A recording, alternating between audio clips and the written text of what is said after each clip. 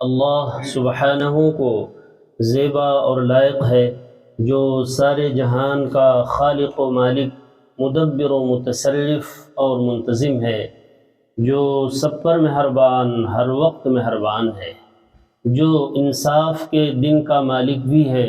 اے اللہ، آپ ہی کی ہم سب عبادت کرتے ہیں اور کرتے رہیں گے، اور آپ ہی سے ہم سب مدد مانگتے ہیں اور مانگتے رہیں گے۔ اے اللہ، ہم سب کو اپنی رضا والی جگہ جنت کا سیدھا اور سچا راستہ دکھا کر اس پر چلا دیجئے، یعنی نبیین، صدیقین، شہداء اور صالحین کے راستے پر، جن پر آپ نے اپنا فضل و انعام فرمایا، جو نہ تو عملی کوتاہی کی وجہ سے آپ کے غضب اور غصے کی زد میں آئے، اور نہ ہی علم کی کمی کی بنا پر راستے سے بھٹکے۔ آمین۔ اے اللہ، ہماری اس دعا کو قبول فرما لیجیے۔ درود و سلام نازل ہو تمام انبیاء کرام پر، خصوصاً آخری نبی محمد صلی اللہ علیہ وآلہ وسلم پر، آپ کی آل اور اصحاب پر۔ اما بعد، فأعوذ باللہ من الشیطان الرجیم، بسم اللہ الرحمن الرحیم۔ الحمد للہ رب العالمین۔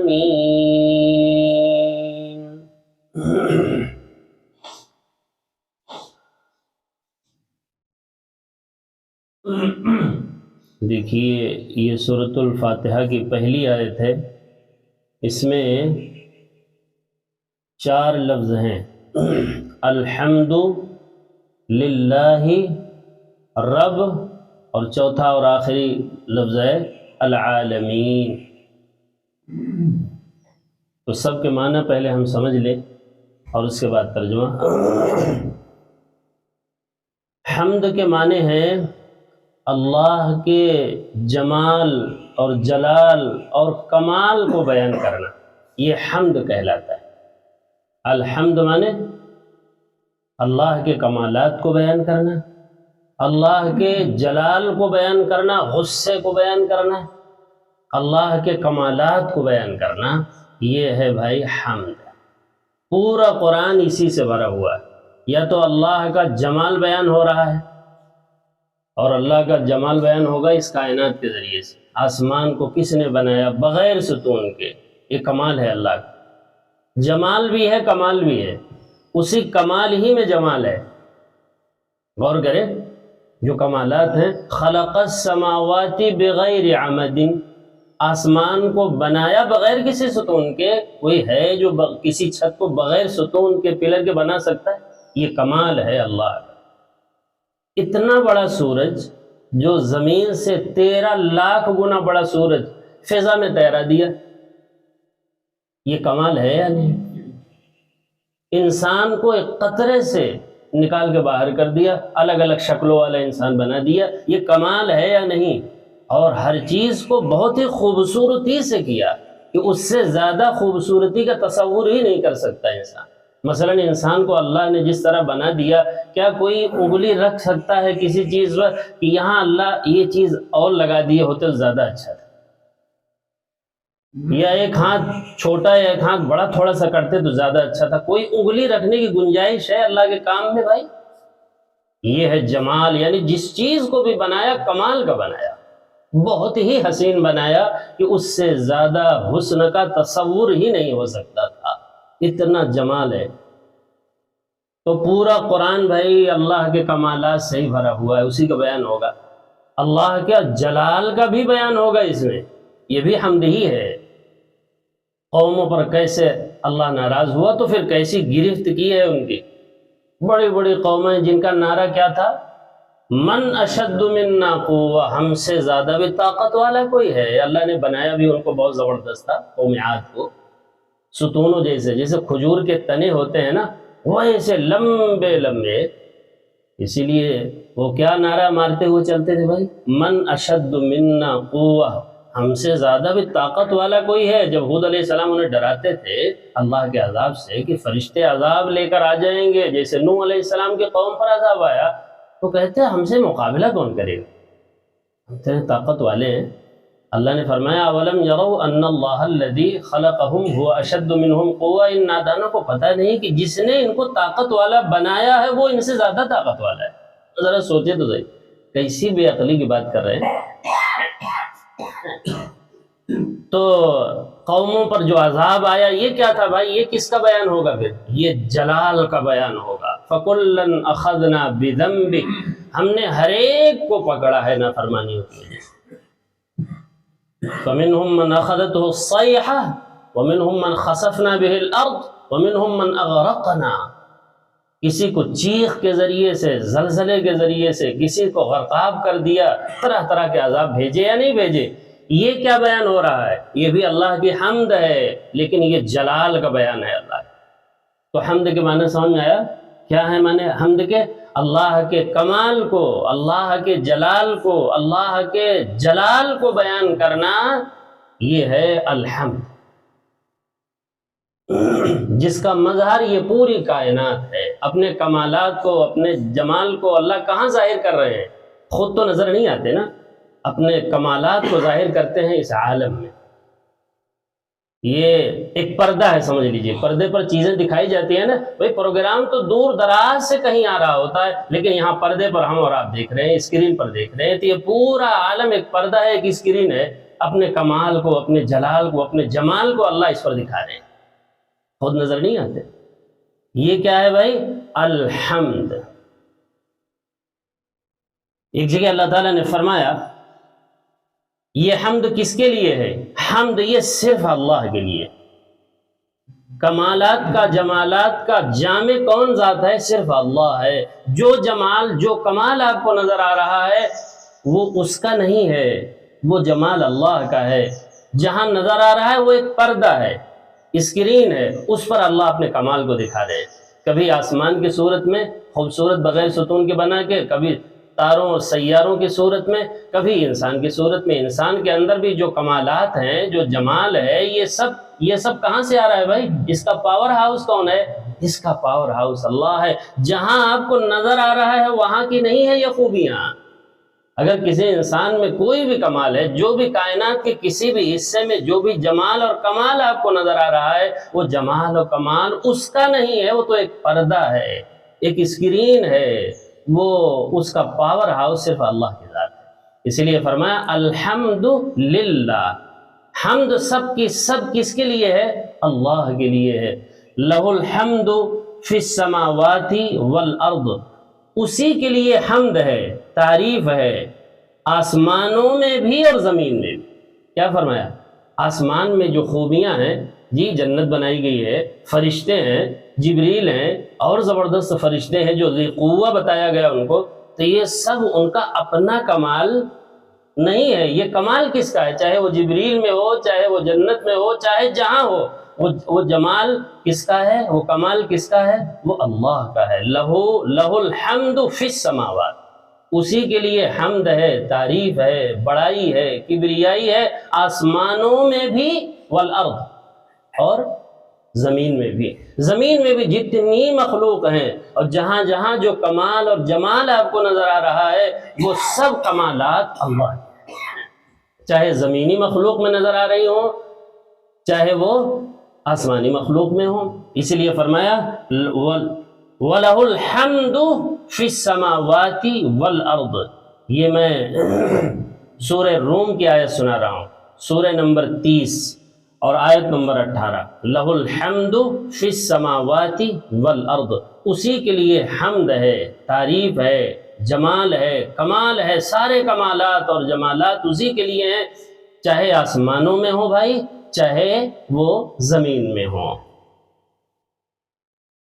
لہ الحمد فی الاولی والآخرہ، ایک جگہ سورۃ القصص سورہ نمبر 28 آیت نمبر 70 میں فرمایا لہ الحمد فی الاولی والآخرہ۔ اولا مانے دنیا، سب سے پہلے یہ آتی ہے نا، جب آنکھ کھولتا ہے انسان تو اس کے سامنے پہلے کیا آتی ہے؟ دنیا۔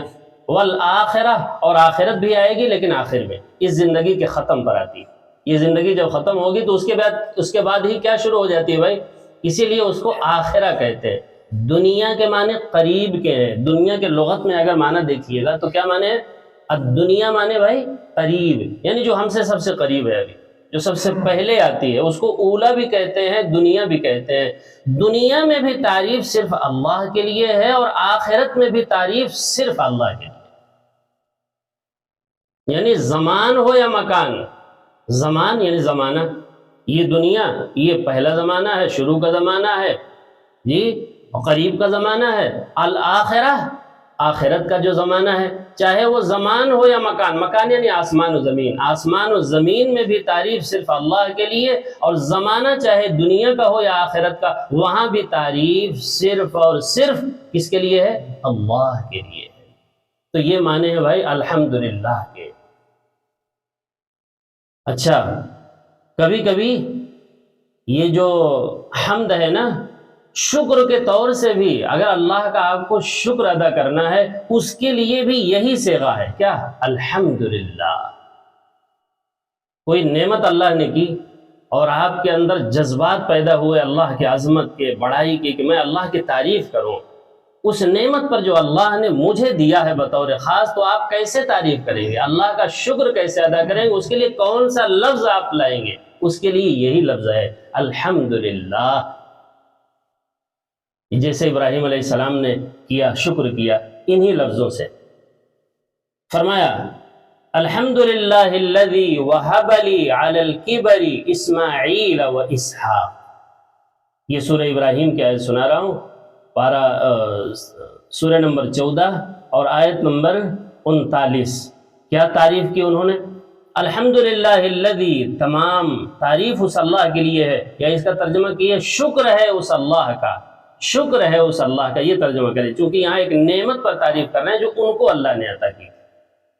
کیا شکر کر رہے ہیں؟ شکر ہے اس اللہ وحدہ لا شریک کی، جس نے مجھے بڑھاپے کی حالت میں اسماعیل اور اسحاق جیسی اولاد عطا کر دی۔ تو شکر کے الفاظ بھی یہی ہوں گے بھائی، الحمدللہ۔ اللہ کا شکر ادا کرنا ہو، اللہ کے محبت کے جو جذبات ہیں ہمارے اندر کسی نعمت کی وجہ سے، ویسے تو نعمت ہر وقت بارش ہو رہی، جتنی بھی چیزیں ہیں سب نعمت سے لدے ہوئے ہیں بھائی۔ اگر دن رات بھی اللہ کی تعریف کریں، الحمدللہ کریں، تب بھی حق ادا ہونے والا نہیں ہے۔ ایک ایک نعمت، کیا کوئی اس کا بدل ہے؟ جو نعمتیں اللہ نے ہمارے جسم کے اندر فٹ کر رکھی ہیں، بتائیے ان نعمتوں کو کوئی بدل ہے کیا؟ اگر آنکھ چلی جائے کسی کی، پوری کائنات کے لوگ مل کر ویسی آنکھ دے سکتے ہیں؟ سوال ہی نہیں۔ ایک بال کسی کے اندر بنانے، ایک بال بنانے کی طاقت نہیں ہے۔ اللہ نے بے شمار بال خوبصورتی کے لیے انسان کو دیے ہوتے ہیں، یعنی معمولی چیز بتا رہا ہوں، معمولی چیز نہیں ہے، بہت بڑی نعمتیں ہیں جی۔ تو ابراہیم علیہ السلام نے جب ان کو اللہ نے بڑھاپے کی حالت میں، کتنی عمر ہو گئی تھی؟ تقریباً 100 سال۔ 100 سال کی عمر میں اللہ نے انہیں 2 بیٹے عطا کیے، اور دونوں پیغمبر، اسماعیل علیہ السلام اور اسحاق علیہ السلام۔ اس پر شکر کرتے ہوئے کیا کہا انہوں نے؟ الحمدللہ الذی وہب لی علی الکبر اسماعیل و اسحاق۔ شکر ہے اس اللہ کا جس نے مجھے بڑھاپے کی حالت میں اسماعیل اور اسحاق عطا کیا۔ اسی طریقے سے داؤد علیہ السلام، باپ بیٹے دونوں پیغمبر ہیں اور دونوں بادشاہ ہیں، سبحان اللہ۔ داؤد علیہ السلام اور ان کے بیٹے کون ہیں؟ سلیمان علیہ السلام۔ دونوں کو اللہ نے بادشاہت بھی دی تھی اور پیغمبر بھی بنایا تھا، سبحان اللہ۔ تو وہ شکر ادا کرتے ہوئے کہتے ہیں وَلَقَدْ آتَيْنَا دَاوُودَ وَسُلَيْمَانَ عِلْمًا۔ اللہ نے فرمایا یہ حقیقت ہے، ایک سچائی ہے کہ ہم نے ہی عطا کیا تھا داؤد کو اور سلیمان کو ایک علم عطا کیا، جو اوروں کو ہم نے عطا نہیں کیا تھا۔ داؤد علیہ السلام کو علم عطا کیا تھا زرہ بنانے کا، لوہا جب ان کے ہاتھ میں آتا نا تو موم ہو جاتا، سبحان اللہ۔ انہیں کسی اوزار کی ضرورت نہیں تھی اس کو موڑنے کے لیے، یہ اللہ نے بیان کیا وَعَلَّمْنَاهُ صَنْعَةَ لَبُوسٍ لَكُمْ۔ ہم نے سکھایا تھا لوہے سے زرہیں بنانا اور تمام چیزیں بنانا، جو بھی لوہے سے بنتی ہیں بنانا ہم نے ان کو سکھایا تھا۔ تو ہم نے سکھایا تھا، بہت سے لوگ سیکھے ہوئے ہیں، نہیں، اس طرح نہیں۔ ان کے ہاتھ میں جو ہی لوہا آتا تو وہ ایسے ہو جاتا جیسے آٹا موٹا ہوتا ہے نرم، اس طرح ہو جاتا تھا۔ وہ جس طرح چاہتے تھے موڑ کر اس کی جو چیز چاہتے تھے بنا لیتے، ان کو کسی اوزار کی ضرورت، یہ ان کا معجزہ تھا۔ یہ داؤد علیہ السلام کا کیا تھا بھائی؟ لوہا ان کے ہاتھ میں جیسے ہی پہنچتا موم ہو جاتا، نرم ہو جاتا، جو چاہتے تھے وہ بنا لیتے تھے۔ یہ خاص علم اللہ نے کس کو عطا کیا تھا؟ کون سے پیغمبر کو؟ داؤد علیہ السلام کو۔ اور سلیمان علیہ السلام کو بھی اللہ نے پرندوں کی بولی اور بھاشا، حتیٰ کہ چیونٹی کیا بول رہی وہ بھی سن لیا تھا انہوں نے۔ سبحان اللہ و بحمدی۔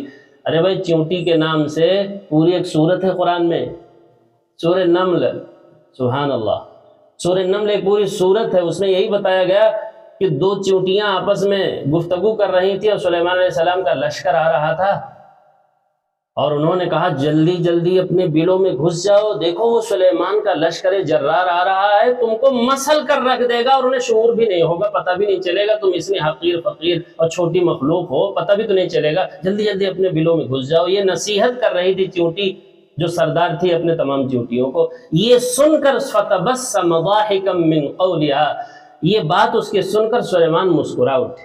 سبحان اللہ، یہ بھی معجزہ تھا۔ چیونٹی کی آواز کوئی سن پائے گا بھائی؟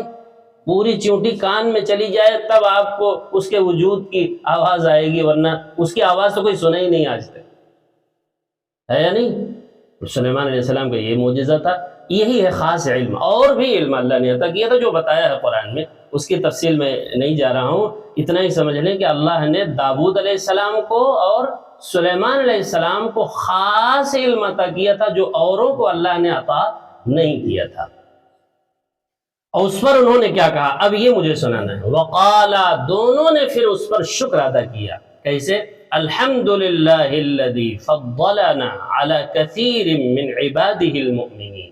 یہ آیت سنا رہا ہوں میں، سورہ نمبر 27 اور آیت نمبر 15 ہے سورہ نمل کی۔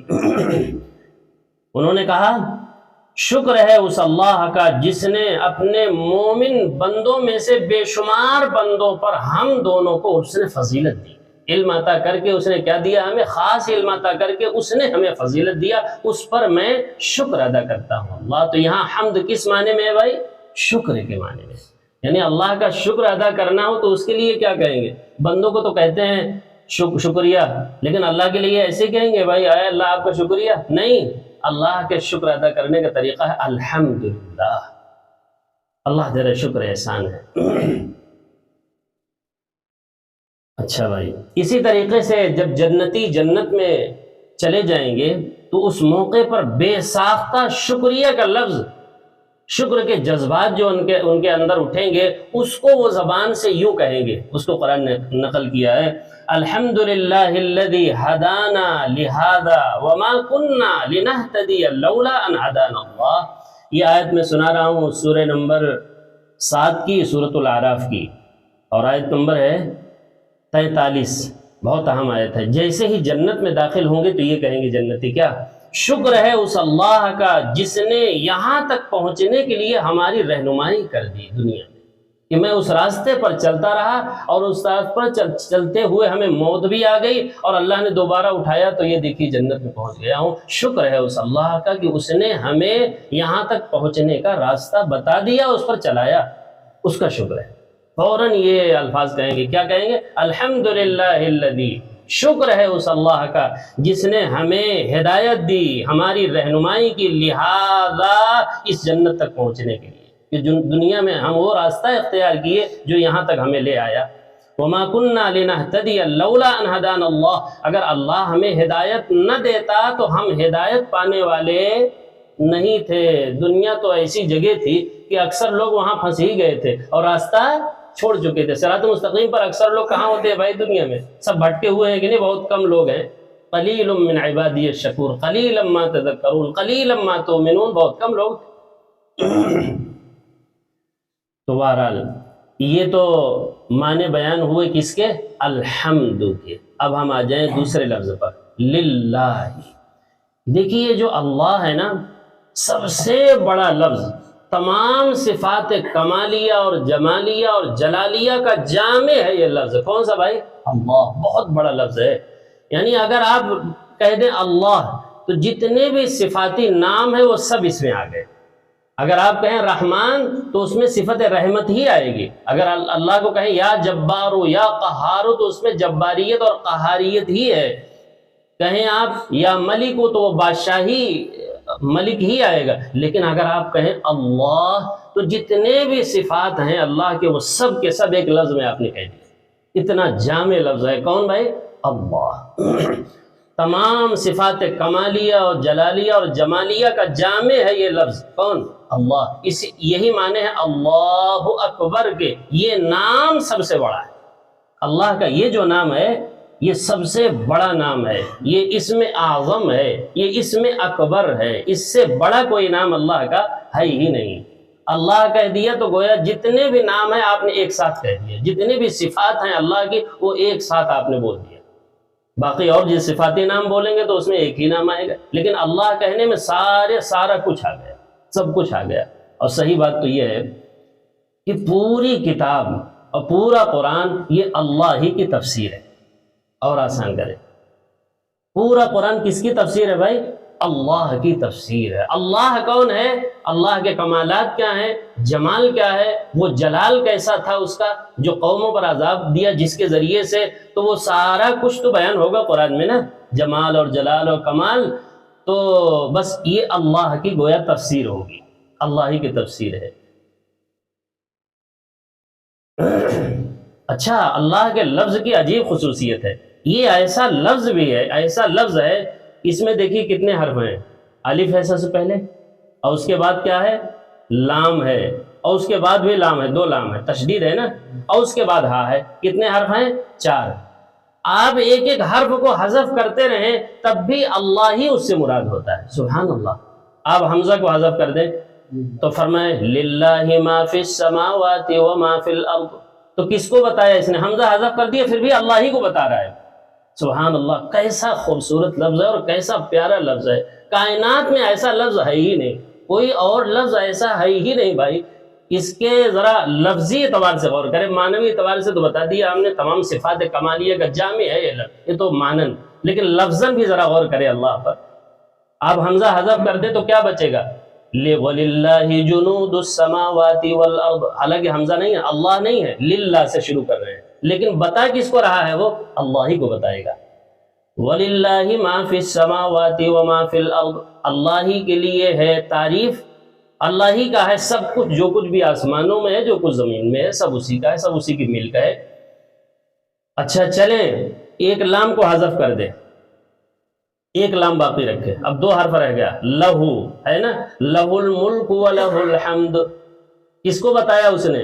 صرف 2 حرف بچا ہے، 2 کو حذف کر دیا آپ نے، ایک لام اور ایک ہا بچی ہوئی ہے، تو کس کو بتائے گا؟ اب بھی اللہ ہی کو بتائے گا، لہ الملک ولہ الحمد۔ قرآن میں یہ بھی ہے اسی کی بادشاہت ہے اور اسی کا ملک ہے اور اسی کی حمد ہے، سبحان اللہ وبحمدہ، کیسا خوبصورت لفظ ہے لہ الحمد۔ اچھا یہ لام بھی حذف کر دے، خالی ایک حرف باقی رکھے، کون؟ ہا، هو اللہ احد، آخری حرف بچا ہوا ہے کون؟ خالی ہا، وہ بھی کس کو بتا رہا ہے؟ وہ بھی اللہ ہی کو بتائے گا، هو اللہ احد، اللہ ہی ہے جو بالکل یکتا اور نرالی شان والا ہے۔ ہوا کا ترجمہ کیا ہوگا؟ ہوا کا ترجمہ اللہ ہوگا۔ دیکھا آپ نے کیسا خوبصورت لفظ ہے، یہی معنی ہے اللہ اکبر کے سب سے بڑا جو نام ہے، سب سے بڑی جو ذات ہے، ذات کے اعتبار سے بھی اکبر ہے، اور نام یہ جو ہے اللہ تمام ناموں سے سب سے بھاری اور بھرکم اور سب سے بڑا اور عظیم نام ہے، عظمت والا نام اللہ ہے۔ الحمدللہ۔ اچھا اب آ جائے تیسرے لفظ پر، تیسرا لفظ کون ہے بھائی؟ رب۔ رب کے معنی ہیں 3، رب کے معنی میں 3 باتیں ہیں۔ نمبر 1 خالق، مالک، مدبر، یاد رکھیں۔ رب کا ترجمے میں 3 لفظ آئیں گے۔